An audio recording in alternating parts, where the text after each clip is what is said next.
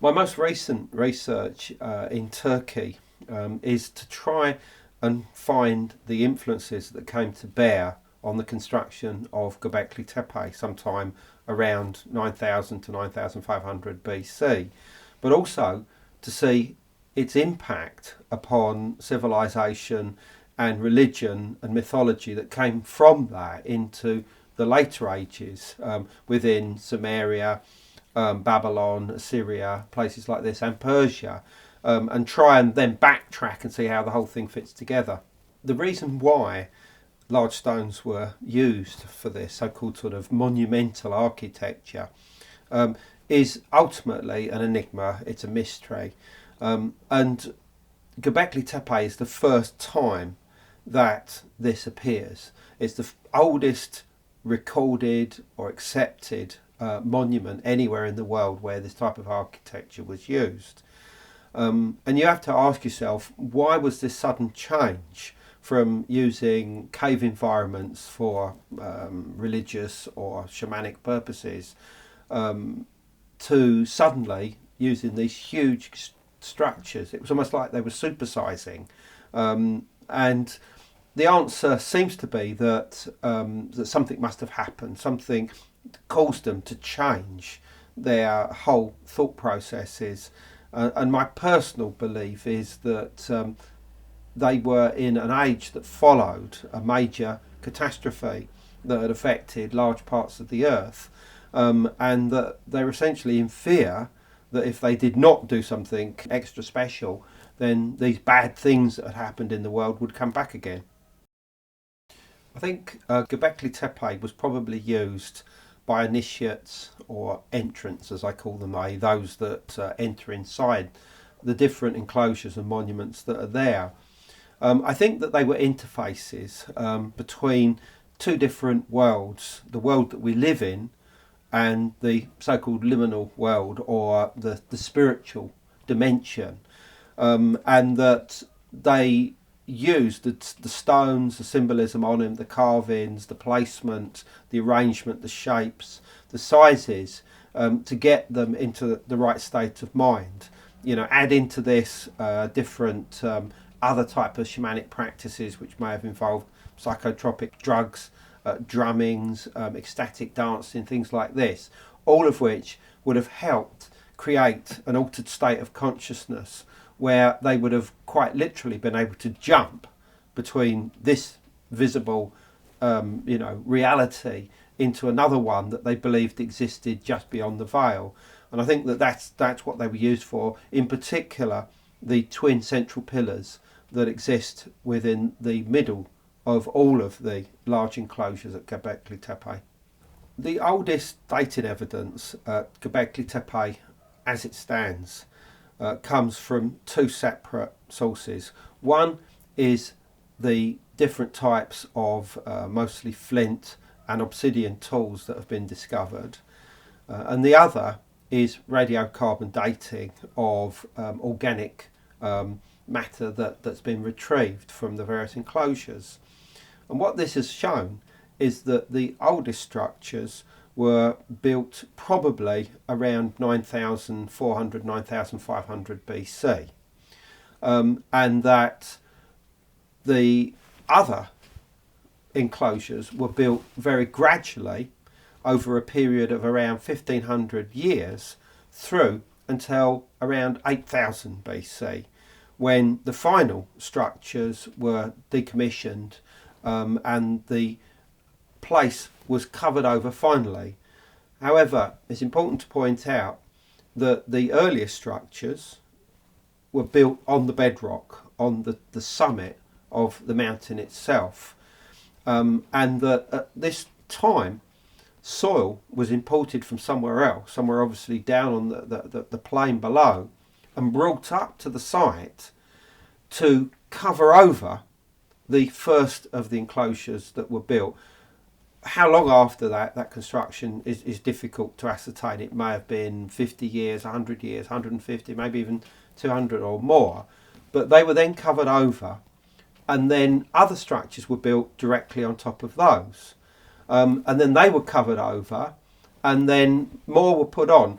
And the interesting fact is that the most sophisticated and largest of the monuments were the ones that were constructed first, and the smallest of the monuments were the ones that were constructed actually at the end.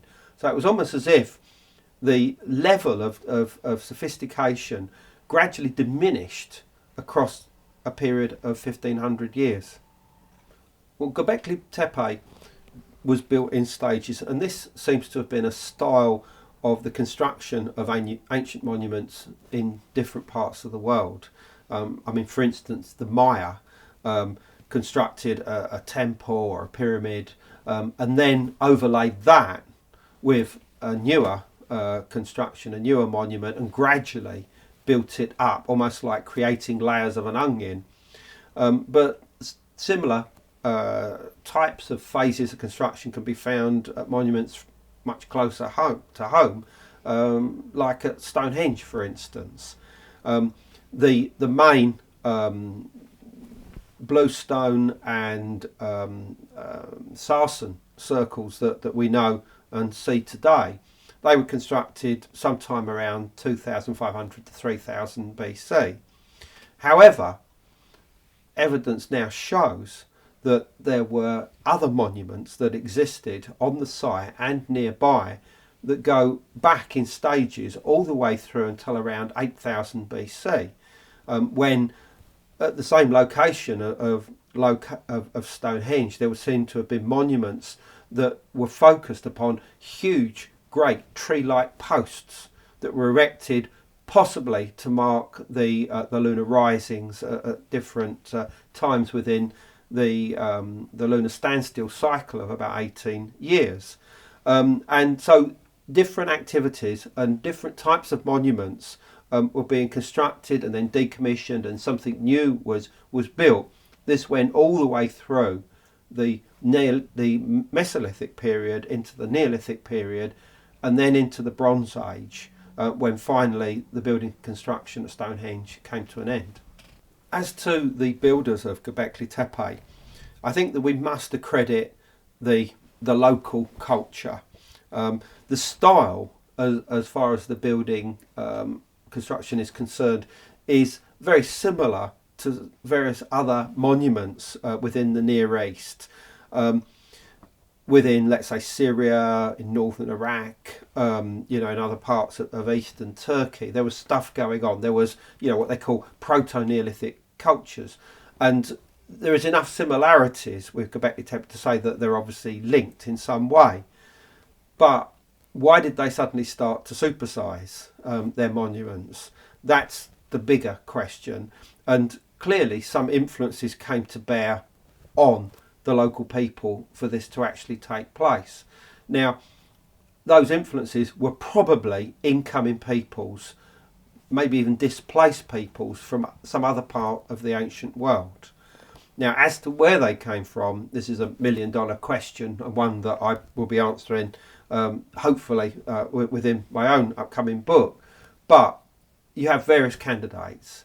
The people could have come from the area of the Nile, in North Africa, the area that we now know as Egypt, because there was certainly trading between the Nile and the area of what is today Israel and Palestine, Syria and Lebanon, that was going on at the time of Gobekli Tepe. And it's very possible that there was an Egyptian influence at Gobekli Tepe.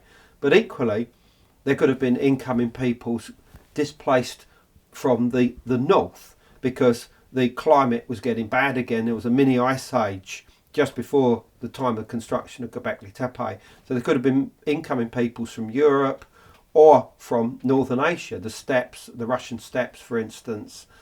Or there may have been some incoming peoples from Asia, or there may have even been people coming in from by boat overseas. We're not sure. There are various possibilities here, but they may well have come to bear on the local culture to get them to build these monuments. In other words, they may have said, look, we can solve your problems, but what you will need to do is construct these monuments, and we'll tell you how to work with them. That, I think, is what actually happened. Baalbek is a Roman site, focused around the temple of Zeus, or Jupiter as he's known in the Roman pantheon. This is constructed on this massive foundation known as the Great Platform. And within the Great Platform itself are, in a line, 3 incredibly large stone blocks that are estimated to be 900 to 1,000 tonnes apiece. And in a nearby quarry is another similar stone that was obviously cut and made ready to go, which weighs anything up to about 1,200 tonnes. And this is unique. There is absolutely nothing like this in the rest of the ancient world. And of course, this has obviously begged the question of, did the Romans, really create this, or were these blocks a part of some kind of, previous structure that was there that goes back to antiquity? And it is a subject which I've written about extensively, and I think that there is some evidence to show that the Great Platform did pre-exist the Roman temple. Exactly by how much is a mystery. I mean, it could be, a few thousand years, could be more. But who actually constructed it? Well, there is no answers at the moment. But I think what's important to point out about it is that if Gobekli Tepe was being constructed as early as 9,000 to 9,500 BC, this gives us several thousand years at least of trial and error and experimentation with stone technologies to get to a point where you can create huge blocks and move them into place. Now, how exactly they did that and why they did that, I've absolutely no idea why they would need to use blocks. I suppose they thought it was easier than creating a million bricks and putting them in the same place, I suppose. But so the importance here is that it answers the question as to where this technology may have come from, because we had enough time to develop it over a period of several thousand years. Ditto the Great Pyramid and the use of huge blocks there within the different temples around the pyramids there. The Valley Temple, for instance, of Khafre has blocks in it which also may be 100 tonnes or more apiece. And although they're not nearly the same size as those of Baalbek, the idea was something that probably developed over a period of several thousand years. As far as the idea that giants may have been behind the construction of monuments like Baalbek or any other monumental architecture, there are myths and legends, of course there are. As far as actual physical evidence, skeletal remains and things like that, it's not there. I mean, here and there are accounts of the discovery of large bones, obviously from some prehistoric humans or whatever, but it's just not there to show that there was actual races existing of giants. Maybe in other parts of the world. I mean, there does seem to be some evidence that people 8 and 9 feet tall, possibly even higher, existed in small isolated communities in parts of the Americas. There's a lot of reports, and there seems to be a hell of a lot of bones that come out, particularly from Native American mounds, in North America, that back this up. And although it's something which mainstream archaeology just will not even look at, it is a very, very interesting area. And one of the most interesting factors, I think, is that a number of the giant bones that have been found often have 6 fingers on each hand and 6 toes. That really is interesting. Plus, the shape of the jaws and the teeth structure is different. That does hint at the possibility there may have been a race of giant that existed. But I think you've got to be careful. This is anatomical remains that we're talking about here, not necessarily that those same race of giants were the ones that constructed huge monuments in the Middle East, in the ancient world. That may possibly be the result of people just seeing these huge blocks that were used for building construction and assuming that they were, the product, the work of giants. There is some evidence from the ancient texts, like the Book of Enoch, for instance, that the ancient race, known as the Watchers and also the Nephilim, were of giant stature. Now, I think that this is the memory of real people that existed in the past, some kind of shamanic culture that basically came in and took over the show at a very early stage in human development, probably just prior to what we know as the Neolithic Revolution, which would have been just after the end of the last ice age. But I also fear that we're also talking about Chinese whispers here, that although these people probably were of large stature, and exactly how much I don't know, it could just have been a few inches as opposed to the local population, that gradually across the centuries and across the millennia, as Chinese whispers do, these people, their size grew and grew and grew until they were the size of trees, basically. And so I feel that there is a lot of fantasy that's gone into this, and it's important, I think, for people to be aware of this and not to believe wholeheartedly everything that they read in these ancient texts. They are just indicators, of what we are to look for. In other words, perhaps a culture or a race of large stature. For instance, the Watchers were also said to have other quite specific features, like white hair, very pale skin with rudded features. There's evidence that they possibly wore feather coats, and had long serpent-like faces and things like this. These are really interesting and do seem to suggest that we're dealing with, real human beings that had some kind of resemblance to what we find in the ancient texts. But we're looking for patterns. I think it's wrong to simply believe what we read in those ancient texts. We're just looking at the patterns and working with those. The idea that there may have been some kind of global culture behind the construction of the earliest monumental architecture, like Stonehenge, or places in Costa Rica, other parts of Central America, South America, is an interesting idea, and it's one that some of my colleagues are promoting at this very time.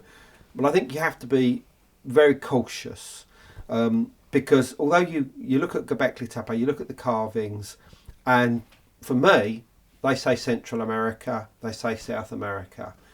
The problem is that the comparisons that you are making, in your own mind, is with carvings generally that are of a much, much later date. And I mean by not just several thousand years, but probably by 10,000 years. That a lot of the stonework within the Americas that we know and recognise was only created probably about the time of Christ or later, right the way through until sort of Columbian times. The first Europeans reaching the continent. So we have to be a little bit careful.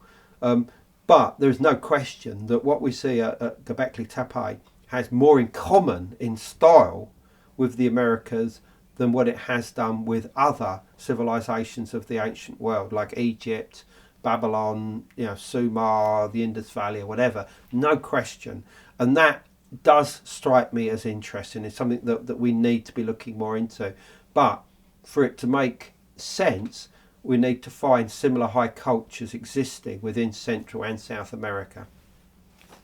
The evidence at Gobekli Tepe seems to point towards the main enclosures, in particular the central pillars in the middle of them, being focused on the northern sky, and in particular the star Deneb in the constellation of Cygnus. Now, the importance in this particular star is that it marks the opening of the so-called dark rift. Now, this is an area of the Milky Way caused by sort of stellar dust and debris that seems to break the Milky Way into two separate streams at this point, which runs from the area of Cygnus a short distance down to where the Sun crosses the Milky Way in the vicinity of the constellations of Sagittarius and Scorpio.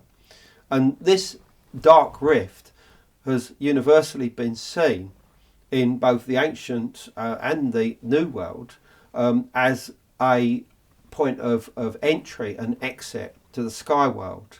And it would seem as if similar beliefs were present at Gobekli Tepe, and that these ideas were actually retained within the area of southeast Turkey, and eventually filtered through into various, ethno-religious groups that existed there until fairly recent times. For instance, Gobekli Tepe overlooks the Haran plain. Well, on this plain is the ancient city of Haran, and this was the home of the so-called Sabians. Now, they were a strange pagan culture, and they venerated the north as the place of the primal cause, the place of original creation, the place of life and of death. And they would celebrate this each year with a festival known as the Mystery of the North. And other similar ideas within different ethno-religious groups in the area would tend to suggest that this idea of the importance of the North, to do with the pole star, the Milky Way, Cygnus, is something that had been present there since the time of Gobekli Tepe. Well, the interesting thing about the dating of Gobekli Tepe, putting it back so far into the past, is that firstly, amongst the archaeologists working with this sort of proto-Neolithic world that exists in southeast Turkey, I don't think they've got too much of a problem, because they were working on various other sites where similar monuments, not on the same scale, had already been discovered. Places like Navali Chori, Chayonu, and other sites like this in the area of northern Syria, in Turkey, a few in northern Iraq. So I don't think they were too surprised to find out that it went back to that time. Particularly the lead archaeologist himself, Professor Klaus Schmidt, because he'd earlier worked on the proto-Neolithic structure of Navali Chori. So he knew what he was looking for when he first went to the site in 1994, and expected it to be of that type of age. But having said that, the outside world had no knowledge of this culture at that time. So when it hit the headlines for the first time in about the year 2000, that's when Gobekli Tepe really reached public consciousness. There was almost disbelief. In fact, I was actually very surprised to find online that there are a number of blogs that have been written that are actually sceptical of Gobekli Tepe as a whole, and think it's like some kind of fabrication, and that the dating is sort of like wishful thinking on the parts of the archaeologists, and that it's got no connection with religion, and all sorts of strange statements. And the reason why that's there is because it does raise so many questions about the so-called Neolithic Revolution and how the whole thing came about. Because the normal idea, which was put forward probably in about the 1920s, 30s by Gordon Childe, was that the creation of agriculture gave us a lot more time for leisurely activities and for spiritual needs, and that this raised the idea of the creation of monuments for worship, or the developing of technologies, and other things which only came as a result of agriculture. Whereas what Gobekli Tepe shows is the complete opposite, and that's the fact that religious and spiritual motivations came before the agriculture. In fact, that the agriculture came about as a necessity to feed the hundreds, if not thousands of people involved with these building constructions, and all of the pilgrims that were coming seemingly from vast areas, different clans, different groups, whatever, that would probably meet at places like Gobekli Tepe however many times a year, that they would all need to be fed, and that they couldn't just do this with the local game, by creating all the meat. So somehow out of this, the agricultural revolution began. And in fact, what resulted from this was obviously the use of wheat for bread and for beer and for whatever else that they were using it. And modern genetics has shown that the origins of 68 strains of modern wheat used by us today can all be traced back to one location just 50 miles away from Gobekli Tepe. It's an extinct volcano and mountain range known as Kalagadar Dar, or was pronounced something similar to that. And it's actually on the horizon. You can actually see it from Gobekli Tepe. So that almost certainly was the foundation point of not just the Neolithic Revolution, but almost certainly what the Bible refers to as the Garden of Eden. Gobekli Tepe was finally decommissioned, or the last of the monuments there, around 8000 BC. Already there were other structures in the region that were now operational. Places like Navali Chori, Cheonu, and various other similar, what they call pre-pottery Neolithic sites. And this was at the point of transition into the pottery era of the Neolithic, which also included the use of and the presence of agriculture now. The spread had begun. But stone monuments were still being constructed, and whereas those of Gobekli Tepe and one or two other sites in this region had these beautiful carvings on the T-shaped terminations or capitals on them, this now got less and less. The idea that they may have been anthropomorphic, i.e. man-like in appearance, got lost, and eventually all they were doing was erecting what we'd call today standing stones. There was no carvings on them at all, or very minimal amounts of any kind of manufacturing or to make them look into anything. So in other words, there was a transition, and this was the beginning of the megalithic culture. And what we find is that in the neighbouring country to Turkey, in Armenia, you have this massive megalithic complex of Karahunch, which Armenian archaeologists and scientists have dated to around 5500 BC, which is much earlier than most of the megalithic monuments of Europe. And here you have what was originally literally thousands of standing stones in a huge great pattern of stone circles and stone rows that all seem to be interlinked in a massive pattern, of which up to 80 or so of those stones had holes in them, which the scientists have been able to determine were sited towards the sun, the moon and stars.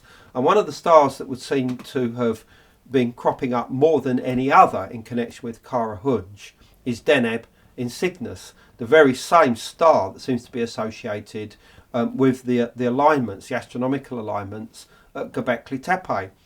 And it's even claimed by these archaeologists, the scientists working on Karahunch, that the actual shape, the overhead bird's eye shape of Karahunch actually mimics that of the constellation of Cygnus. And in fact, one of the names of Karahunch actually means something like the vulture, the place of the vulture. And the vulture on the Euphrates was actually one of the forms of Cygnus in the sky. And the vulture would definitely seem to be a very important symbol associated not just with these early Neolithic monuments, but also with the constellation of Cygnus. Why? Because of the act of excarnation.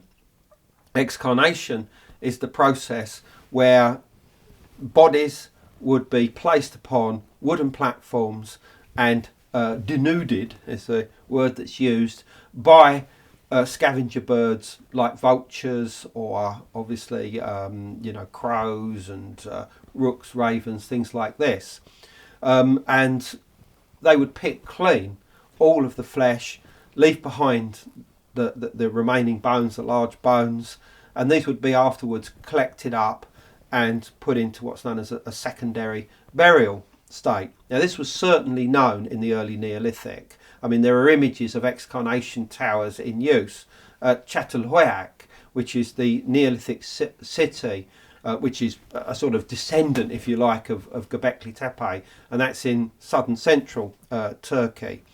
And the importance is that the birds that would pick clean these birds, which provisionally the most important ones would seem to have been the vulture, would seem to have become associated with the act of the carrying of the soul from the physical body into the next world. They became what's known in Greek mythology as the psychopomp, the soul carrier, or the accompanier of the soul. And it would seem as if the idea was that the vulture, in a physical sense, is denuding the body, but on a spiritual sense, that is picking up the soul of the person and taking them into the next world, which is one of the reasons why the vulture becomes so important to the symbolism and the carving of these early monuments. It's present there in Gobekli Tepe, it's present at Navali Chori, which is from a similar era but just slightly later, and it's all about this idea of this of death, of rebirth, and all the rest of it, and the interaction between us and the next world.